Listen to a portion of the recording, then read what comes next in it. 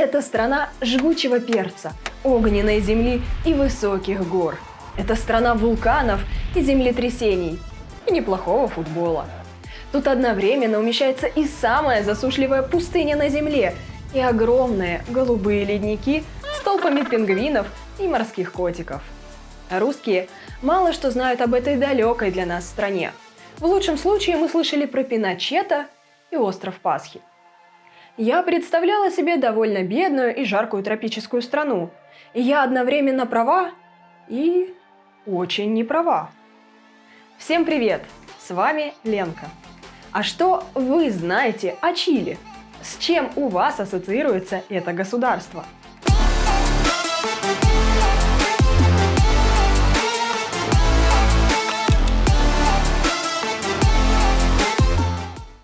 Чили – это узкая полоска земли на западном Тихоокеанском побережье Южной Америки. Она считается самой протяженной в мире страной. С севера на юг ее территория протянулась на 4630 километров. И всего 430 километров с запада на восток. Да и то в самой широкой точке. Страна делится на 16 областей, которые просто нумеруются по порядку. Так что если вам сказали про 7-й регион, то вы и без карты можете примерно прикинуть, где это. Такое географическое расположение создает невероятное обилие природных зон в стране. Чили захватывает и тропики, и почти что полярный круг. В этом ей, наверное, нет равных.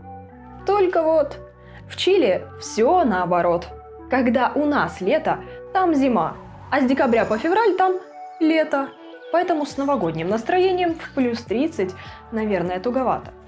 Хотя с этим и у меня не очень. Ставь лайк, если у тебя так же. На севере Чили более мягкий и теплый климат, а на юге, наоборот, холодно и живут пингвины. Они облюбовали архипелаг «Огненная земля». Оттуда до Антарктиды всего 900 километров. В дикой природе можно полюбоваться на колонии магеллановых и королевских пингвинов. Официальный язык в Чили – испанский. И он, как это ни странно, второй по популярности язык в мире, после китайского. То есть людей, для которых испанский язык родной, в мире больше, чем тех, для кого родным является английский. Он занимает 3-е место. Хотя носителей английского в мире, конечно, все же чуть больше. Но чилийцы в основном знают английский довольно плохо. Хотя тут, как и в Финляндии, иностранные фильмы в кинотеатрах показывают на оригинальном языке с субтитрами на испанском. Зато переводчик английского в Чили – это редкая и высокооплачиваемая профессия. Можете взять на заметку. Ведь Чили – это одна из самых развитых и стабильных стран Латинской Америки. Согласно данным Всемирного банка, Чили с 2012 года относится к категории стран с высоким уровнем доходов. Россию к ним относили только один единственный год – 2012.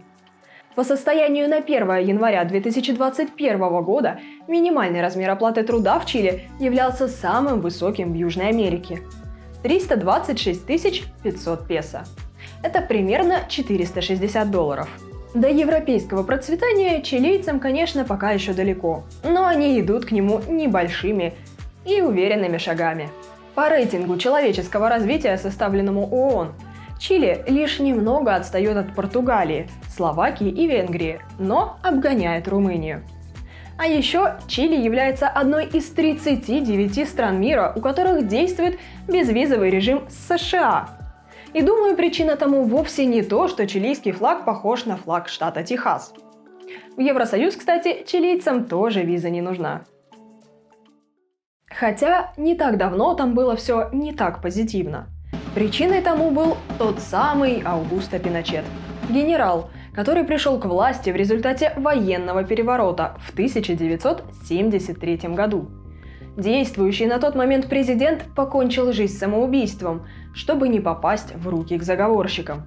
За месяц военного положения после переворота было убито больше 30 тысяч человек. А за 27 лет диктатуры из населения всего в 11 миллионов сотни тысяч человек подверглись пыткам, и более миллиона сбежало из страны. Пиночет покинул пост в 1990 году, и к моменту его смерти на него завели больше 300 уголовных дел. С момента прихода нового правительства в 1990-м экономика Чили выросла больше, чем в 10 раз, а население увеличилось до 19 миллионов. И даже в период пандемии его численность продолжает расти. Кстати, теперь президент в Чили избирается сроком на 4 года, без права повторного последовательного переизбрания. Коренные чилийцы – это индейские народности, как они сами себя называют, мапуче. Считается, что это единственные современные индейцы, так и не покоренные ни инками, ни испанцами. Но сейчас их осталось всего 5% от населения. Большая часть чилийцев – это потомки европейских мигрантов и смешанных браков с индейцами. Или, как их называют, креолы. Основные переселенцы в Чили были из Испании, но есть также много итальянцев, хорватов. И очень много немцев перебралось на юг Чили после Второй мировой. Поэтому можно встретить светловолосых и голубоглазых чилийцев. Да, у Чили есть типичные латиноамериканские проблемы, вроде преступности и наркотрафика. Хотя уровень преступности тут самый низкий на континенте. Но и типично европейские черты у этой страны тоже проглядываются. Например, по индексу восприятия коррупции Чили находится на 25-м месте в мире, а Россия занимает 129-е место между африканскими Мали и Мавританией. Недавно чилийский депутат Хаиме Наранхо выступал в парламенте с речью больше 15 часов подряд, для того, чтобы его коллега успел переждать коронавирусный карантин и проголосовать на заседании за импичмент президенту. После публикации досье Пандоры «Расследование по офшорам», в котором упоминались дети президента, его стали подозревать в коррупции. В итоге решение об импичменте Палатой депутатов таки было одобрено. И 19 декабря новым президентом стал Габриэль Борич. За последние годы Чили обогнала Уругвай и Аргентину по ВВП на душу населения – 26 513 долларов на человека, по данным МВФ. Лидер и аутсайдер поменялись местами. Социальное расслоение за последние годы значительно снизилось. Вы не встретите богачей, олигархов, но и нищих и бомжей здесь крайне мало. Хотя субъективное восприятие чилийцев совершенно противоположное. А вот лечиться и учиться чилийцы ездят в Аргентину, где и то, и другое бесплатно, не только для самих аргентинцев, но и для всех остальных. Про бесплатное образование в Аргентине я уже упоминала в ролике про топ-5 стран для бюджетной эмиграции из России. И медицина, и высшее образование в Чили довольно неплохие, но все платное.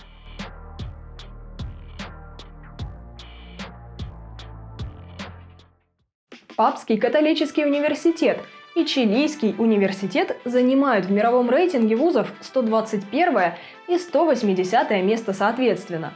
Из российских вузов выше только МГУ. Бауманка и Высшая школа экономики приближается к 300 месту. РУДН и МГИМО перевалили за 300. А университет имени Плеханова, бывший когда-то довольно престижным, болтается где-то у 800 места. Учебный год в Чили начинается осенью. То есть в марте. В чилийских школах 12 классов. В старшей школе обязательны такие предметы, как религия, философия и искусство, музыка или рисование по выбору. В Чили, как и во всей Латинской Америке, существует невообразимый культ мяса и футбола. Нападающий Алексис Санчес – лучший бомбардир в истории сборной Чили, и полузащитник Артуро Видаль играют за европейские клубы и известны по всему миру. По сравнению со своими соседями, любящими шумные карнавалы, чилийцы более спокойны и замкнуты. Веселью и тусовкам они больше предпочитают семейные ценности. По воскресеньям закрываются почти все магазины и кафе. В этот день чилийцы собираются всей семьей в гостях у кого-нибудь из бесчисленных родственников. Семьи тут традиционно большие, и иметь 5-6 детей – не редкость. Хотя собираться на всевозможных митингах и акциях протеста чилийцы любят не меньше. То профсоюзы требуют повышения зарплат, то студенты бесплатного образования, то индейцы независимости. Хотя для некоторых это просто такой же повод собраться и пообщаться друг с другом. Но по этой причине в чилийских городах тоже все наоборот. Вот, например, в столице Сантьяго-де-Чили шумный и часто митингующий центр города вовсе не является престижным районом. Наоборот, центр тут для бедняков, а для богатых – красивые и чистые окраины города. Самый высокий небоскреб в Сантьяго, 300-метровая 64-этажная башня Гран-Торре Сантьяго, тоже располагается совсем не в центре. Гран-Торре Сантьяго – это самое высокое здание в Латинской Америке. Небоскреб высотой 300 метров может показаться нам чем-то банальным. В Москва-Сити же есть башни и повыше, не говоря уж про Бурдж-Халифа, который больше, чем 800 метров. Но проблема в том, что землетрясение в Москве – это что-то из ряда вон выходящее, а для чилийцев это обыденность. Они происходят тут настолько часто, что на большинство просто уже не обращают внимания. Но интересно, что самое сильное землетрясение за всю историю наблюдений магнитудой в 9,5 баллов случилось именно в Чили в 1960 году. Его называют «Великое чилийское землетрясение». Оно практически полностью уничтожило несколько южных городов. Волны достигли Калифорнии и Гавайских островов, удаленных от Чили на 10 тысяч километров. Это больше, чем от Москвы до Владивостока или даже до Вашингтона. Затем цунами достигло берегов Японии, где от него скончалось около 150 человек. Другое землетрясение в 2010 году магнитудой 8,8 баллов было настолько сильным, что сдвинуло земную ось на 8 сантиметров и изменило скорость вращения Земли. То есть сократило наши с вами сутки на 1,2 микросекунды. Вот почему теперь нам вечно на все не хватает времени. По данным специалистов, город Консепсьон, больше всего пострадавший от подземных толчков, теперь находится больше чем на 3 метра западнее своего прежнего расположения. А столица Сантьяго уехала на 27 сантиметров к юго-западу.